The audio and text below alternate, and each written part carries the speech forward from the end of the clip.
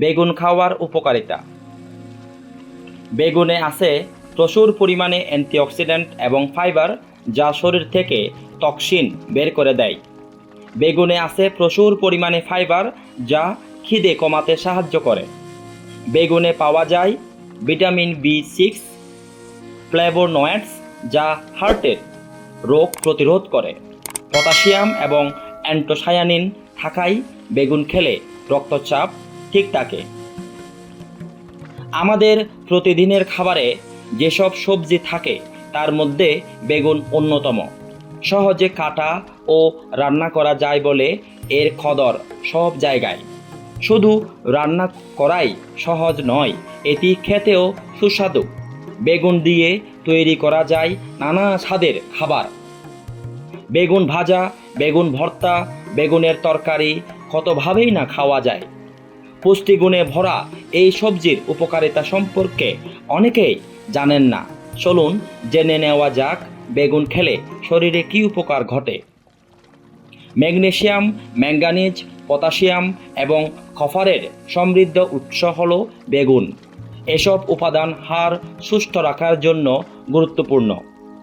সেই সঙ্গে হাড়ে খনিজের ঘনত্বও উন্নত করে। বিশেষ করে শিশুদের খাবারের তালিকায় নিয়মিত বেগুন রাখলে দারুণ উপকার পাবেন। তবে বেগুন থেকে যদি শিশুর শরীরের অ্যালার্জির সমস্যা হয় তাহলে চিকিৎসকের পরামর্শ নিন। প্রয়োজনে এই সবজি খাওয়ানো বন্ধ রাখুন। রক্তে শর্করার মাত্রা নিয়ন্ত্রণে রাখতে সাহায্য করে বেগুন, কারণ বেগুনে থাকে প্রচুর ফাইবার, যা অক্ষতভাবে পরিপাকতন্ত্রের মধ্য দিয়ে যায়। যারা ডায়াবেটিসে ভুগছেন বা যাদের ডায়াবেটিসে আক্রান্ত হওয়ার ঝুঁকি রয়েছে তারা নিয়মিত বেগুন রাখুন খাবারের তালিকায়। এতে অন্যান্য উপকারের পাশাপাশি রক্তে শর্করার মাত্রা নিয়ন্ত্রণে থাকবে, ফলে দূরে থাকবে ডায়াবেটিস ও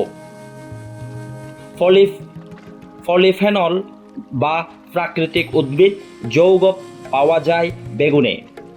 এসব উপাদান শরীরে চিনির শোষণ কমায় এবং ইনসুলিনের নিঃসরণ বাড়ায়। এগুলো রক্তে শর্করার মাত্রা কমাতে সাহায্য করে।